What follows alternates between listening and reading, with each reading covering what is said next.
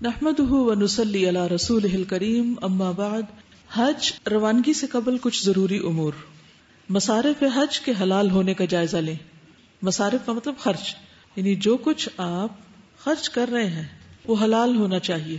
رسول اللہ صلی اللہ علیہ وسلم نے فرمایا، اے لوگو، اللہ پاک ہے اور پاک ہی کو قبول کرتا ہے۔ پھر آپ نے ایسے آدمی کا ذکر فرمایا جو لمبا سفر کرتا ہے، پریشان بال، جسم گرد آلود ہے، اپنے ہاتھوں کو آسمان کی طرف اٹھا کر کہتا ہے، اے میرے رب، اے میرے رب، حالانکہ اس کا کھانا حرام، یعنی جو زیادہ راہ ساتھ لے کے جا رہا ہے، اس کا پینا حرام، اس کا لباس حرام، اس کی پرورش حرام سے کی گئی، تو اس کی دعا کیسے قبول ہوگی؟ تو حج تو دعاؤں کی قبولیت کا ذریعہ ہے، لیکن اگر وہ حرام کے مال سے حج کر رہا ہے تو اس کا فائدہ نہیں ہوگا۔ اس لیے بہت ضروری ہے کہ حج پر کیے جانے والے اخراجات پاک کمائی سے ہوں، کسی کا حق غصب نہ کیا وہ، سب کے مال لوٹ کے پھر اسی لوٹے ہوئے مال سے حج کرنے چل پڑے تو یہ درست نہیں۔ پھر حج کے لیے جسمانی، روحانی، علمی تیاری کریں۔ ابراہیم علیہ السلام نے اللہ تعالیٰ سے دعا کی تھی، وہ ارنا مناسکنا، کہ اللہ تعالیٰ ہمیں اپنی عبادت کے طریقے سکھا۔ تو ہمیں بھی عبادت کے طریقے یعنی حج کے طریقے سیکھ کر جانے چاہیے۔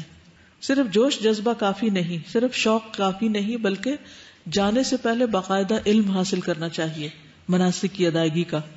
رسول اللہ صلی اللہ علیہ وسلم نے فرمایا، لِتَأْخُذُوا مَنَاسِكَكُمْ فَإِنِّي لَا أَدْرِي لَعَلِّي لَا أَحُجُّ بَعْدَ حَجَّتِي هَٰذِهِ، مجھ سے اپنے حج کے مناسک سیکھ لو۔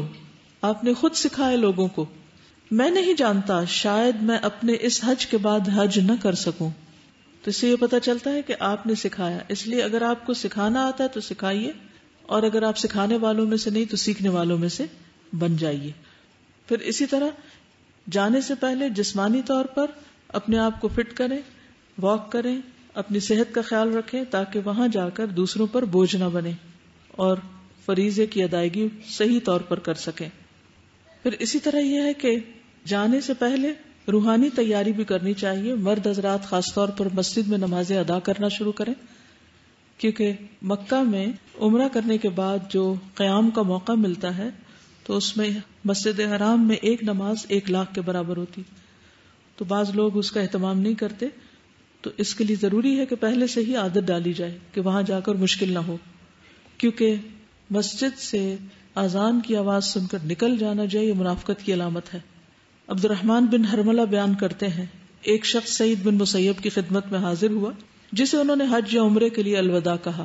سعید نے اس سے کہا، تم نماز ہونے تک یہیں ٹھہرے رہو، یعنی اذان ہوگی نماز پڑھ کے جاؤ، کیونکہ رسول اللہ صلی اللہ علیہ وسلم نے فرمایا، اذان ہونے کے بعد مسجد سے صرف منافق باہر نکلتا ہے، یعنی اذان سن کے وہاں سے نکل جاتا ہے، سوائے اس شخص کے جسے کوئی کام ہو اور وہ مسجد میں واپس آنے کا ارادہ رکھتا، یعنی وضو کرنے گیا یا کسی اور ضروری چیز سے۔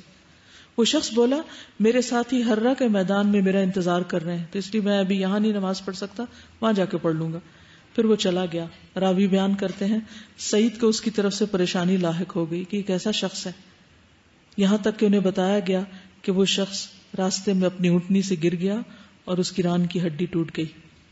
تو اس لیے اگر انسان اللہ کے راستے پر نکلا ہے تو صرف حج کر لینا کافی نہیں، بلکہ اس کے لیے ضروری ہے کہ وہ کیا کرے، عام دنوں میں بھی اللہ کی اطاعت کے لیے اپنے آپ کو پابند بنائے، اور خصوصی طور پر اگر اس راستے پر جا رہا ہے تو وہ کام صرف وہاں کے لیے نہیں، یہیں سے ان کی تیاری شروع کر دے عملی طور پر۔ وآخر دعوانا ان الحمد للہ رب العالمین۔